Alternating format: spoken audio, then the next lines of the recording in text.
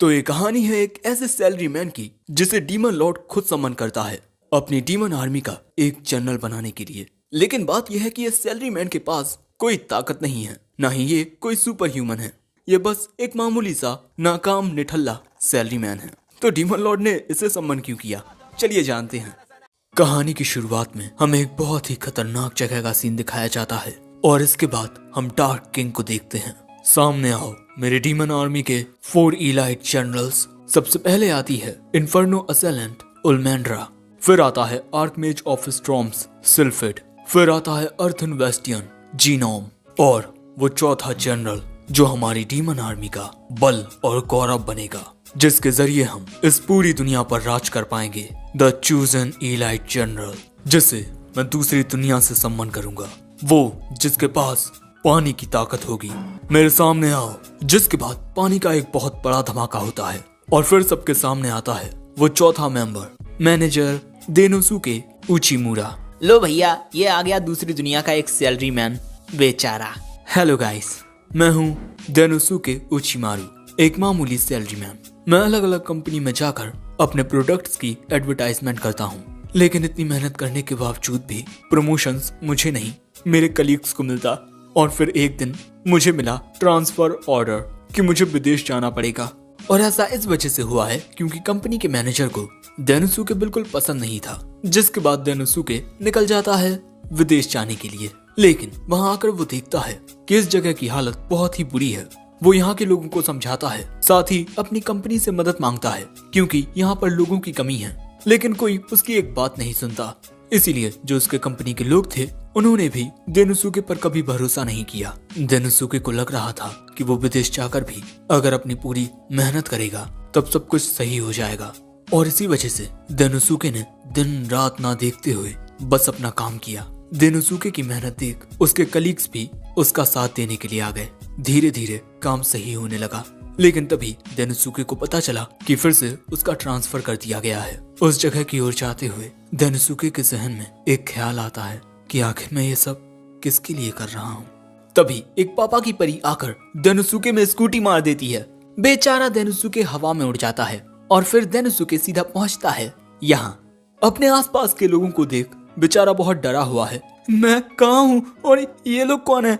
लेकिन तभी dark king कहता है, तुम्हारा स्वागत है देनोसुके उचिमुरा, और आज से तुम मेरे 4 इलाइट जनरल्स में से एक हो। ये सोचता है कि क्या डीमन जनरल, वो भी मैं, पर क्यों। डार्क किंग कहता है, देनोसुके अब तक तुमने जहां पर भी काम किया है तुमने वहां अपनी काबिलियत दिखाई है। मैंने तुम्हारे सारे रिकॉर्ड्स चेक किए, तुम मेरी आर्मी में एक जनरल बनने के लायक हो, और मैं खुद द डार्क किंग मेरी डीमन आर्मी में तुम्हारा स्वागत करता हूँ। तुम मेरे 4 इलाइट जनरल्स में से एक हो और यहाँ तुम्हें बहुत फायदे मिलेंगे। तुम्हें काम के लिए जो चाहिए होगा मैं उसका इंतजाम करूंगा। तुम अपने अनुसार अपने सबऑर्डिनेट्स चुन सकते हो। देनोसुके कहता है कि अरे ये सब तो बहुत बढ़िया है, और डार्क किंग उससे ये भी कहता है कि अगर तुम मेरे ऑफर को ठुकराना चाहते हो तब मैं तुम्हें तुम्हारी दुनिया में वापस भेज दूंगा। तो तुम्हारा फैसला क्या है देनोसुके उचिमारू। ये सुन पहले तो देनोसुके खुश हो जाता है, लेकिन इसके बाद वो याद करता है कि अब तक उसके साथ क्या क्या हुआ है। कंपनी में कभी भी किसी ने उसकी इज्जत नहीं की। फिर देनोसुके कहता है, मेरी दुनिया में कभी किसी ने मेरे काम की इज्जत नहीं की। शायद उनकी नजरों में ना ही मेरा काम और ना ही मैं कोई मायने नहीं रखते थे, और मुझे नहीं लगता कि मुझ जैसे एक नाकाम शख्स को आप जैसे डार्क किंग की आर्मी में एक जनरल बनने का हक है। लेकिन डार्क किंग कहता है, वो सब बेवकूफ थे जिन्होंने तुम्हारी काबिलियत को नहीं पहचाना, लेकिन मैं जानता हूँ कि तुम कितने काबिल हो। तुम्हारी मेहनत का एक एक कतरा तुम्हारी काबिलियत की गवाही देता है।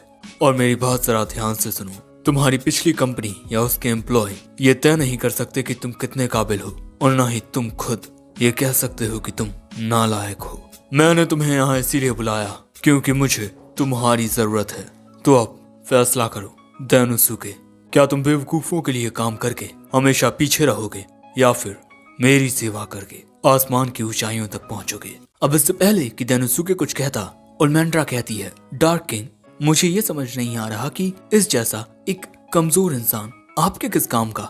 ये दोनों जनरल्स भी उलमेंड्रा की बात से सहमति रखते हैं। डार्क किंग कहता है, ओह तो तुम तीनों का ये कहना है, चलो ठीक है, तो हम इसका टेस्ट लेते हैं। हम तुम्हारी योग्यताओं की परीक्षा लेंगे। बेचारा डेनोसुके घबरा जाता है और इससे पहले कि वो डार्क किंग से कुछ कहता, ओलमेंड्रा कहती है, अब आएगा चीजों में मजा। मैंने सुना है कि दूसरी दुनिया के लोगों में खास ताकतें होती हैं और मैं वो ताकतें देखना चाहती हूँ। और इसके बाद वो पूरी ताकत से डेनोसुके में लात मारने वाली होती है। डेनोसुके को लगता है कि अब तो मैं गया भैया, लेकिन तभी डार्क किंग आकर उसे रोक देता है और कहता है, अपने इमोशंस पर काबू पाना सीखो। बेचारे को जरा ध्यान से देखो, वो डर की वजह से बेहोश हो चुका है। और साथ ही मैं तुम्हें बता दूं कि ये एक मामूली इंसान है, इसमें कोई खास ताकतें नहीं है। ओलमेंड्रा कहती है, आप एक मामूली इंसान को अपनी डीमन आर्मी का जनरल बनाना चाहते हैं? मैं आपकी ये बात नहीं मान सकती। हमारी डीमन आर्मी में सिर्फ मॉन्स्टर्स हैं और ये बस एक मामूली इंसान। कोई भी डीमन या मॉन्स्टर मौका पाते ही इसे मार के खा जाएगा। और हमें यहाँ ये भी पता चलता है कि ओलमेंड्रा एक डीमन है और जीनोम एक डेमी ह्यूमन, जिस वजह से ना जाने क्यों इन दोनों के बीच बहस होने लगती है। तभी डीमन लॉर्ड कहता है कि मुझे इस इंसान से जादुई ताकतें नहीं चाहिए, बल्कि सिर्फ रिसोर्सफुलनेस चाहिए। तभी होश में आकर डेनोसुके कहता है, नहीं नहीं, मैं यहाँ कुछ नहीं कर पाऊंगा। अरे उसकी एक लात में वो मरने वाला था। डार्क किंग कहता है, मैं बस तुम्हारी काबिलियत देखना चाहता हूँ। डेनोसुके को लगता है कि अब उसका कोई अदर वर्ल्डली एंट्रेंस एग्जाम होगा, लेकिन डार्क किंग कहता है, इस वक्त हमारी डीमन आर्मी आसपास की जनजातियों से समझौता करने की कोशिश कर रही है, जैसे सैलमेंडर जनजाति या वेयरवुल्फ जनजाति। लेकिन इस वक्त सबसे बड़ी दिक्कत का विषय माइनोटॉर जनजाति के साथ है और यही तुम्हारा एग्जाम होगा। तुम्हें माइनोटॉर जनजाति के साथ एक सही समझौता करना होगा और उनका भरोसा जीतकर उन्हें हमारी डीमन आर्मी में शामिल करना होगा। बाकी जानकारी तुम ओलमेंड्रा से ले सकते हो। जिसके बाद डार्क किंग यहाँ से चला जाता है। अब बेचारा डेनोसुके तो शौक में होता है कि उसके साथ ये सब क्या हो रहा है और क्यों हो रहा है, और एक तो ये लड़की मुझ पर इतनी गुस्सा क्यों है। ओलमेंड्रा कहती है, बस यहाँ मेरा वक्त बर्बाद हो रहा है, तुम अपने एग्जाम में पास नहीं होने वाले। डेनोसुके मन में कहता है, इसने सही कहा, मैं बस एक नाकाम सैलरी मैन हूँ जिसके पास कोई काबिलियत नहीं है। लेकिन तभी उसे डार्क किंग की कहीं बातें याद आती हैं और वो कहता है, नहीं, मैं हमेशा से एक ऐसा बॉस चाहता था जिसे मेरी जरूरत हो, और उस डार्क किंग का कहना है कि उसे मेरी जरूरत है, मैं उसकी उम्मीदों पर खरा उतरूंगा। तभी ये लोग उस कमरे तक पहुंच जाते हैं जहां पर माइनोटॉर ट्राइब का चीफ रुका हुआ है, और ये कुछ ज्यादा ही बड़ा होता है। और हो भी क्यों ना, माइनोटॉर बहुत बड़े और खतरनाक होते हैं और ओलमेंड्रा को पूरा यकीन होता है कि डेनोसुके उस माइनोटॉर चीफ के पैरों तले आकर कुचला जाएगा। जिसके बाद वो दरवाजा खोल देती है। अब डरा होने के बावजूद भी डेनोसुके अपनी हिम्मत जुटाता है, लेकिन जैसे ही उसके सामने माइनोटॉर चीफ आता है, उसकी फट जाती है बहुत बुरे तरीके से, और बेचारा माइनोटॉर के पैर के नीचे आकर पतंग बन जाता है। लेकिन असल में अभी ऐसा कुछ नहीं हुआ है। लेकिन माइनोटॉर चीफ को अपने सामने देखकर डेनोसुके सच में बहुत ज्यादा डरा हुआ है। लेकिन तभी ओलमेंड्रा उस माइनोटॉर चीफ की ओर जाने लगती है, डेनोसुके को ये दिखाने के लिए कि नेगोशिएशंस कैसे की जाती हैं। ये देख डेनोसुके को लगता है कि अब मैं बच जाऊंगा, और सच में मिस ओलमेंड्रा कितनी अच्छी हैं। लेकिन जब ओलमेंड्रा उस चीफ से बात करती है और वो उसकी बात नहीं सुनता, तब वो वहीं गुस्सा करने लगती है। माइनोटॉर चीफ भी ओलमेंड्रा की तरह गुस्सैल होता है। डेनोसुके कहता है, हो गई इनकी बातचीत, अब चलो चलते हैं।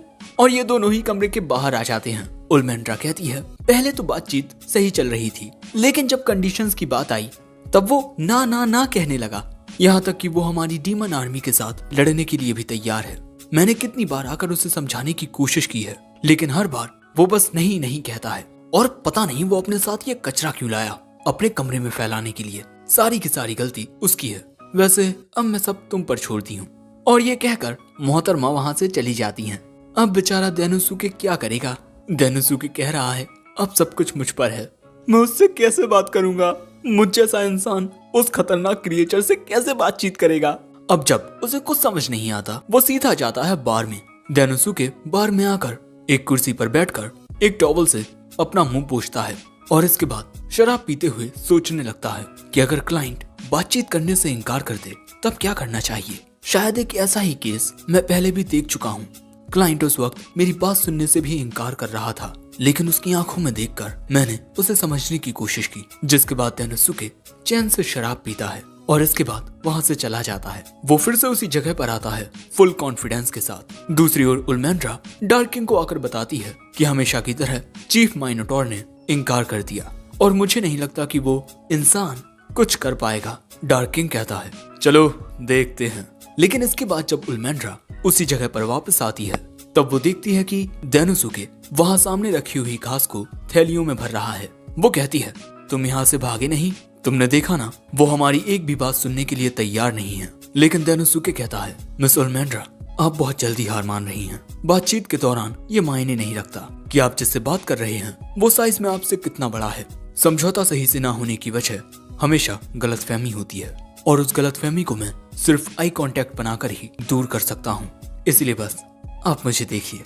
और यहाँ उल्मेंड्रा डेनोसुके को बस देखती रह जाती है कि ये पहले से बिल्कुल बदला हुआ लग रहा है। जिसके बाद डेनोसुके दरवाजा खोल के कमरे में चला जाता है और फिर जब अगले दिन सुबह होती है तब उल्मेंड्रा अंदर आकर कमरे को देखती है। वहाँ पर ना ही माइनोटॉर चीफ होते हैं ना ही डेनोसुके। उल्मेंड्रा को लगता है कि शायद समझौता ना होने की वजह से इनके बीच झगड़ा हो गया होगा। लेकिन तभी पीछे से डेनोसुके आता है। उल्मेंड्रा चिल्लाते हुए कहती है तुमने हमारे डीमन कैसल में क्या ये चारों ओर कचरा फैला कर रखा है?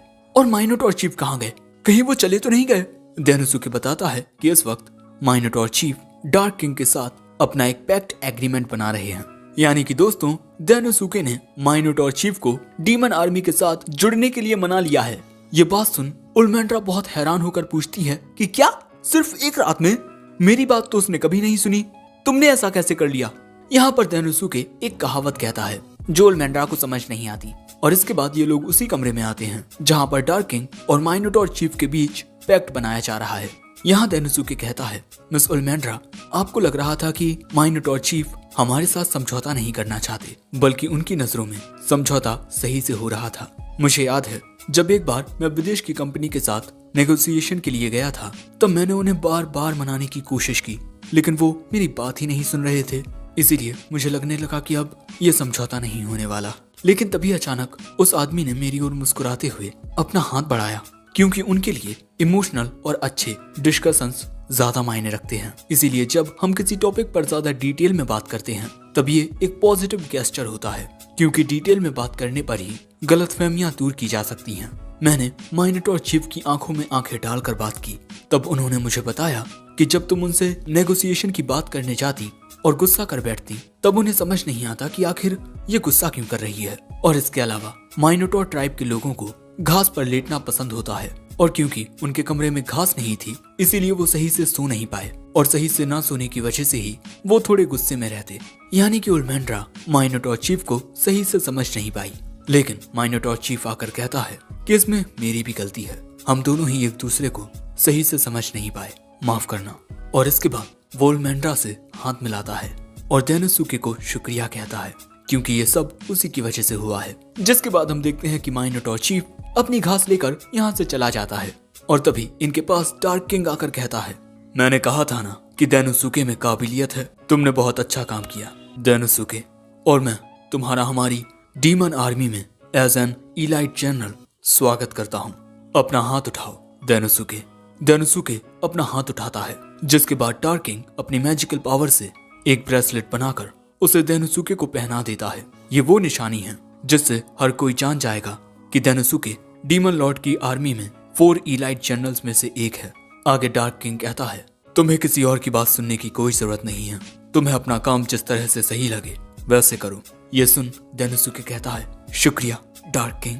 लेकिन तभी उल्मेंड्रा डेनोसुके की ओर कुछ इस तरह इशारा करती है, लेकिन इसे समझ ही नहीं आता। बेवकूफ, मैं कह रही हूँ कि अपना हाथ उठाओ। जिसके बाद हम देखते हैं कि ये दोनों अपने हाथ उठा लेते हैं और ये कहती है मैं उल्मेंड्रा हूँ द इन्फर्नो असेलन। ये कहता है और मैं डेनोसुके उचिमुरा हूँ, विदेश से आया मैनेजर। दोस्तों इसी तरह खुद को इंट्रोड्यूस करके उल्मेंड्रा के क्लैन के लोग अपने नए दोस्तों का स्वागत करते हैं। लेकिन तुम इसका कोई गलत मतलब मत निकाल लेना, मुझे अब भी तुम्हारी काबिलियत पर शक है। वो कहता है ठीक है। और इसके बाद एक साथ आगे बढ़ते हुए उल्मेंड्रा कहती है आगे की सारी नेगोशिएशंस भी तुम्हें ही करनी है डेनोसुके। वो कहता है हाँ बिल्कुल मिस उल्मेंड्रा। और ये देख डार्क किंग कहता है इसी तरह एक दूसरे की मदद करते हुए हमारी डीमन आर्मी और भी ताकतवर बनेगी। लेकिन अभी भी हमारी आर्मी पूरी नहीं हुई है और हमारी एकमात्र उम्मीद डेनोसुके उचिमुरा है, वो उम्मीद जो हमें रास्ता दिखाएगी और हमारा वर्चस्व पूरी दुनिया में लहराएगी। और हाँ, इसी के साथ ये एपिसोड 1 एंड होता है। एपिसोड 2 की शुरुआत में हम डेनोसुके को देखते हैं, जो सोच रहा था मुझे इस दूसरी दुनिया में सम्मन किया गया है, वो भी डीमन आर्मी का एक जनरल बनाकर, और अब मेरे पास खुद का ऑफिस भी है, जो मैंने कभी सोचा नहीं था कि मुझे कभी मिलेगा। लेकिन मैं अभी भी काफी परेशान हूँ, क्योंकि ना जाने डार्क किंग को मुझ जैसे नाकाम और निठल्ले सैलरी मैन में ऐसा क्या दिख रहा है जो उन्होंने मुझे अपना एक जनरल बना लिया। लेकिन इसके बाद जैसे ही डेनोसुके खिड़की खोलता है, उसके कमरे में काफी सारे डीमन चमगादड़ आ जाते हैं और डर के मारे वो जोर से चिल्लाता है। अब इसके बाद डेनोसुके डिसाइड करता है कि उसे दूसरे जनरल्स के साथ अपने तालमेल अच्छे से बनाने होंगे, इसीलिए सबसे पहले वो सिल्फिड के पास आता है। लेकिन तभी एक लड़की दरवाजा खोलकर पूछती है कि तुम कौन हो। ये कहता है मेरा नाम डेनोसुके है और हाल ही में मैं 4 ग्रेट जनरल्स में से एक बना हूँ और मैं यहाँ मिस्टर सिल्फिड से मिलने आया हूँ। लेकिन वो लड़की बताती है कि इस वक्त मिस्ट्रेस सिल्फिड यहाँ नहीं है, यानी कि सिल्फिड एक लड़की है और मैं बेलिंडा हूँ, उनकी असिस्टेंट, और मैं उन्हें आपके आने के बारे में बता दूंगी। अब आप यहाँ से जा सकते हैं। डेनोसुके कहता है अरे इनसे तो मैं नहीं मिल पाया, चलो दूसरे के पास चलते हैं। लेकिन तभी वहाँ उलमैंड्रा आ जाती है और वो डेनोसुके को बताती है कि डार्क किंग उसे बुला रहे हैं, उसके लिए एक नया काम आया है। अब अगले सीन में डार्क किंग डेनोसुके को बताते हैं कि अब उसे ओग्रे ट्राइब के साथ समझौता करना होगा। हमारी डीमन आर्मी एक इमर्जिंग फोर्स है, इसीलिए हमें चारों ओर के आसपास के इलाकों से मदद चाहिए होगी ताकि हम और भी ज्यादा ताकतवर बन पाएं। और इस वक्त डेमी ह्यूमंस में ओग्रे ट्राइब काफी ज्यादा प्रभावशाली है और उनकी मिलिट्री फोर्स हमारे जितनी ही ताकतवर है, लेकिन वो हमारे साथ जुड़कर काम नहीं करना चाहते और उन्हें अपना दुश्मन बनाकर हमें काफी ज्यादा नुकसान हो सकता है। अब तक काफी लोग ओग्रे ट्राइब को समझाने के लिए जा चुके हैं, लेकिन हर बार वो मानने से साफ इनकार करते थे। लेकिन मैं जानता हूँ तुम ये काम कर लोगे डेनोसुके, जाओ जाकर ओग्रे ट्राइब के साथ समझौता करो। उलमैंड्रा कहती है मुझे इस बार भी तुम्हारा साथ देने के लिए चलना पड़ेगा, लेकिन मैं इस वजह से तुम्हारे साथ नहीं चलूंगी कि मुझे तुम्हारी चिंता है। लेकिन इसके बाद जाते हुए उलमैंड्रा कहती है डेनोसुके हम दोनों ही बिग 4 का हिस्सा हैं, इसीलिए हम एक और बार एक साथ काम करेंगे। डेनोसुके कहता है कि ठीक है, लेकिन मुझे पहले मिस जीनोम से जाकर मिलना है, क्योंकि मिस जीनोम ही डेमी ह्यूमन फोर्सेस की लीडर हैं और ओग्रे ट्राइब भी डेमी ह्यूमंस में आती है, तो शायद मिस जीनोम हमारी कुछ मदद कर पाए। लेकिन तभी उलमैंड्रा अब डेनोसुके के साथ जाने से मना कर देती है, ये कहकर कि उसे कोई और काम याद आ गया है। डेनोसुके कहता है ठीक है, तब मैं अपने काम पर जाता हूँ और तुम अपने काम पर जाओ। लेकिन हम साफ देख सकते हैं कि उलमैंड्रा किसी बात से तो नाखुश हुई है। जिसके बाद हम कुछ डेमी ह्यूमंस को देखते हैं जो अपनी ट्रेनिंग कर रहे थे, और इसके बाद मिस जीनोम सभी डेमी ह्यूमंस से कहती हैं तुम सभी की फाइटिंग स्किल्स दिन ब दिन इम्प्रूव हो रही हैं, अब तुम थोड़ा आराम कर सकते हो। और इसके बाद वो डेनोसुके से जाकर पूछती है तो आप यहाँ क्या कर रहे हैं। वो कहता है कि मैं यहाँ ओग्रे ट्राइब के बारे में पूछने आया हूँ, क्योंकि डार्क किंग ने अब मुझे ओग्रे ट्राइब के साथ समझौता करने के लिए कहा है। जो सुन मिस जीनोम कहती हैं कि ओग्रे ट्राइब के चीफ ओगुरे को समझा पाना काफी मुश्किल होगा, क्योंकि उसे एक डिक्टेटर भी माना जाता है। बाकी सब तुम खुद देख लेना और जल्दी से मेरी नजरों के सामने से इस वाहियात चीज को हटाओ, क्योंकि उस जैसी डीमन को देख मेरे सबऑर्डिनेट्स को अच्छा नहीं लग रहा। तभी डेनोसुके अपने पीछे देखता है कि उसके पीछे बहुत ही ज्यादा गुस्से में उलमैंड्रा होती है। अरे आप यहाँ क्या कर रही हैं मिस उलमैंड्रा। वो कहती है तुम्हें आने में देर हो रही थी, इसीलिए मैं तुम्हें लेने आई। और तुमने मुझे वाहियात चीज कैसे कहा। तुम्हारे कान बंद करने से कुछ नहीं होगा, मेरी बात सुनो, मैं कुछ कह रही हूँ। डेनोसुके सोचता है कि क्या यार, ये हमेशा गुस्सा करती रहती है।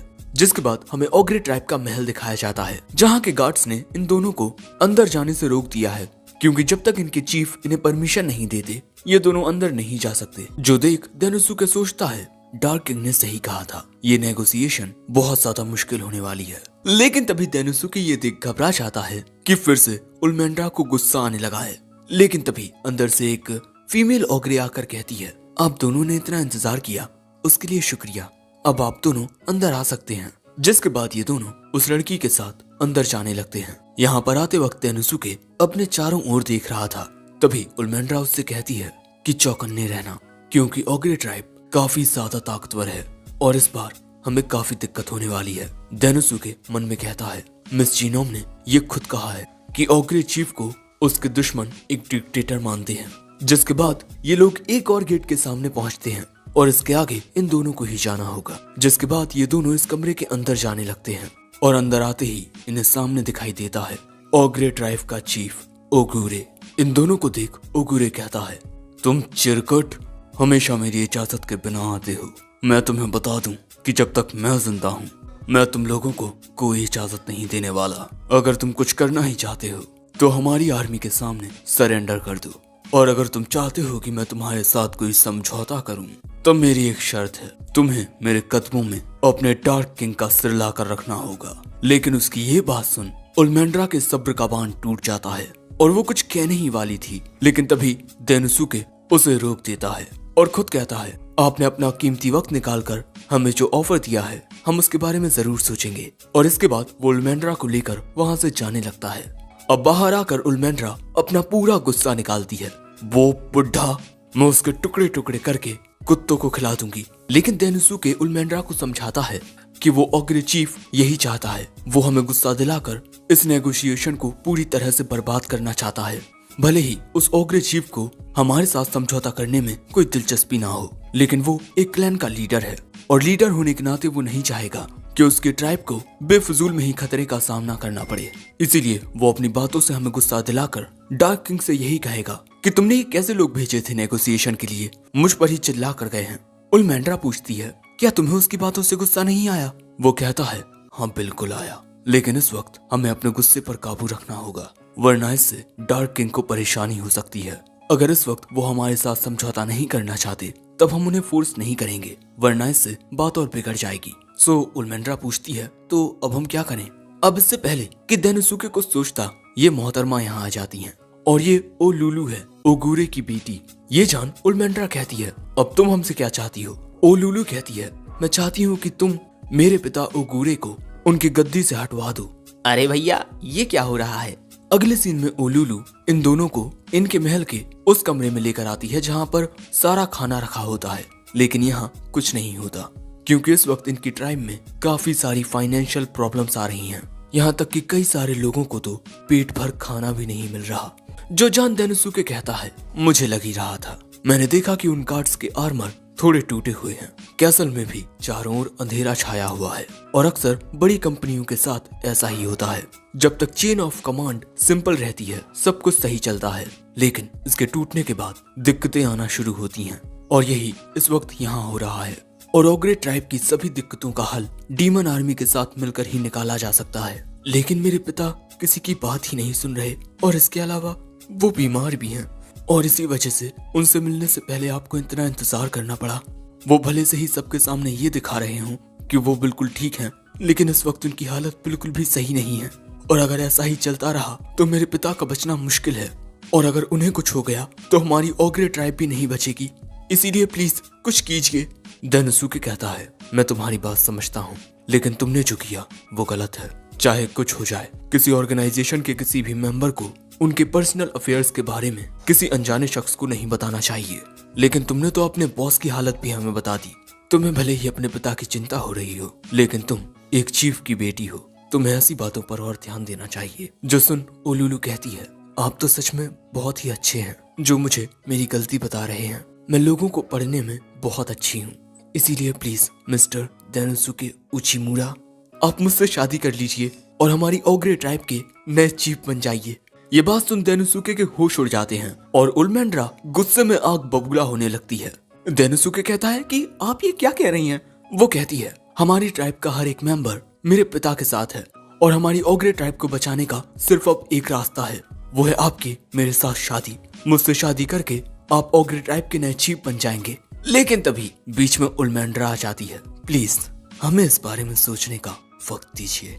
जिसके बाद हम देनुसुके को उसके ऑफिस में देखते हैं। मैं क्या करूं, ओग्रे चीफ मेरी बात नहीं सुन रहे और उनकी बेटी, यार मैं क्या करूं। अब यहाँ देनुसुके कुछ ज्यादा ही परेशान होने लगता है, इसीलिए उसकी नजरों के सामने सिर्फ एक उपाय आता है, बार। और अगले सीन में हम देनुसुके को बार में शराब पीते हुए देखते हैं। वहाँ पर उल्मेंड्रा भी होती है और तभी अचानक वो देनुसुके से पूछती है, तुम्हें क्या लगता है जंगल का सबसे खतरनाक जानवर शेर ही है ना?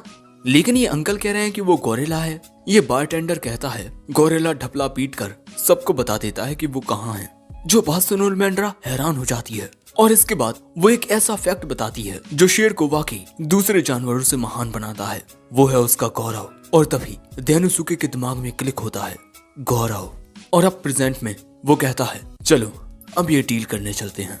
अब सुबह होते ही डेनोसुके यहाँ से जाने के लिए निकलने वाला है।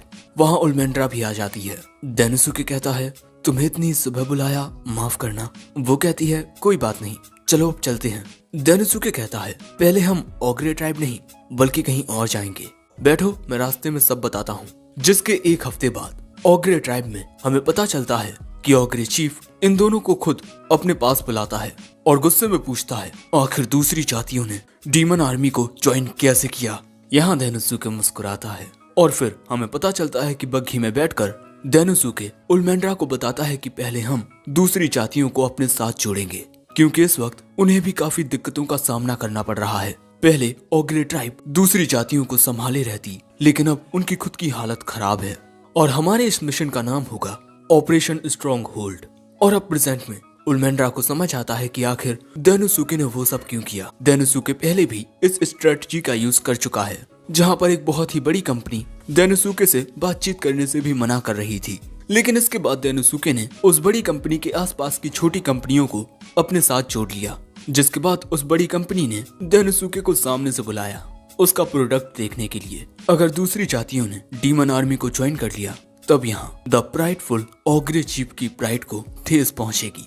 और अब आता है नेक्स्ट स्टेप। डेनोसुके कहता है, लॉर्ड ओगुरे, दूसरी जातियों को पेट भर खाने को नहीं मिल रहा था, लेकिन डीमन आर्मी को ज्वाइन करने के बाद उनकी हालतों में सुधार आ रहे हैं। ये कहता है, लेकिन आसपास के एरिया का शासन मैं करता हूँ, तुम मेरे एरिया में अपनी मनमर्जी का काम नहीं कर सकते। डेनोसुके कहता है कि डीमन आर्मी के साथ दूसरी जातियों की ज्वाइनिंग के अलावा ओग्रे ट्राइब की भी ज्वाइनिंग है। ये कहता है, नामुमकिन, मैंने तो ऐसा कोई आदेश नहीं दिया। डेनोसुके कहता है कि आपने ना सही, लेकिन आपकी बेटी ने तो किया है। लेडी ओलुलु ने हमारे साथ मिलकर खुद दूसरी जातियों को समझाया है, क्योंकि ये उसका हक है। आखिर वो आपकी बेटी जो है। जिसके बाद ओलुलु अपने पिता से कहती है, पिताजी, हमारी टॉप प्रायोरिटी दूसरे डेमी ह्यूमंस की जिंदगियां बचाना है, और ऐसा हम सिर्फ डीमन आर्मी के साथ जुड़कर ही कर सकते हैं। ओगुरे कहता है, लेकिन मैं किसी के सामने नहीं झुकता। ओलुलु रोते हुए कहती है, पिताजी, आप मेरे लिए सबसे ज्यादा ताकतवर हो। आपने बचपन से मेरा कितना ख्याल रखा है, लेकिन अब वक्त बदल चुका है। आप बूढ़े और बीमार हो गए हो, इसीलिए हमें उनके साथ जुड़ना ही होगा। तभी डेनोसुके कहता है, कैसा रहेगा अगर हम एक एलियंस बना लें जिसमें इक्वल पार्टनरशिप होगी। ये बात सुन ओगुरे कहता है, मुझे इस बारे में सोचने के लिए थोड़ा वक्त चाहिए। डेनोसुके कहता है, हमारी बात सुनने के लिए शुक्रिया लॉर्ड ओगुरे। लेकिन यहाँ से जाते हुए डेनोसुके खुद जानता है कि उसका जवाब क्या होगा। बस उसे ये फैसला लेने के लिए थोड़ा वक्त चाहिए। और इसके बाद ओलुलु भी अपने पिता को शुक्रिया कहती है और फिर वहाँ से जाने लगती है। अपनी बेटी को देख ओगुरे सोचता है, मेरी प्यारी बच्ची अब बड़ी हो गई है। सच में वक्त बदल गया है। फिर कुछ दिनों बाद उल्मेंड्रा डेनोसुके को आकर बताती है कि ओगुरे ने हमारे ऑफर पर हामी भर दी है। लेकिन वो देखती है कि डेनोसुके कुछ ज्यादा ही बिजी होता है। डेनोसुके को डार्क किंग ने अपने लिए एक चेला रखने को कहा है, लेकिन इसे समझ नहीं आ रहा कि ये किसे चुने।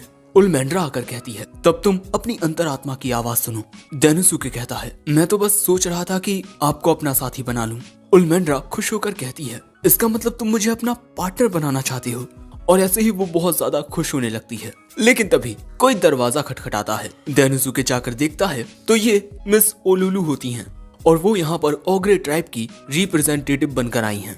और इसके बाद वो डेनोसुके का हाथ पकड़ के कहती है, शुक्रिया, ये सब आपकी वजह से हुआ है और आप ही की वजह से हमारी पूरी ओग्रे ट्राइब में सुधार आ रहे हैं। आपने हमारे लिए इतना कुछ किया, अगर बदले में मैं आपके लिए कभी भी कुछ कर सकूं तो मुझे बताइएगा। ये सुन डेनोसुके कहता है, अगर तुम्हें बुरा ना लगे तो क्या तुम मेरे साथ काम करना चाहोगी। वो कहती है, क्या सच में मैं ऐसा कर सकती हूँ। वो कहता है, हाँ बिल्कुल। जिसके बाद ये दोनों हाथ मिलाते हैं और फिर डेनोसुके उल्मेंड्रा से कहता है, आपके साथ काम करके भी मुझे बहुत खुशी होती है मिस उल्मेंड्रा। लेकिन डेनोसुके से गुस्सा होकर उल्मेंड्रा कहती है, मैं तुम्हारी साथी नहीं राइवल हूँ। बेचारा डेनोसुके। लेकिन हाँ, डेनोसुके ने अपनी काबिलियत के साथ डीमन आर्मी की ताकत बढ़ाना शुरू कर दिया है। देखने में और भी मजा आएगा कि आगे डेनोसुके और क्या क्या करता है। तो अगर ये वीडियो पसंद आया हो तो लाइक करना कमेंट करके बताना कि ये वीडियो तुम्हें कैसा लगा। चैनल पर नए आए हो तो सब्सक्राइब करते जाना, चाहो तो हमारे चैनल की मेंबरशिप को ज्वाइन कर लो और साथ ही मेरे सेकंड चैनल को भी सब्सक्राइब कर देना, जिसका लिंक डिस्क्रिप्शन में है। साथ ही मुझे इंस्टाग्राम और फेसबुक पर फॉलो कर लो और मैं मिलता हूँ जल्दी किसी और वीडियो में। तब तक के लिए सायोनारा।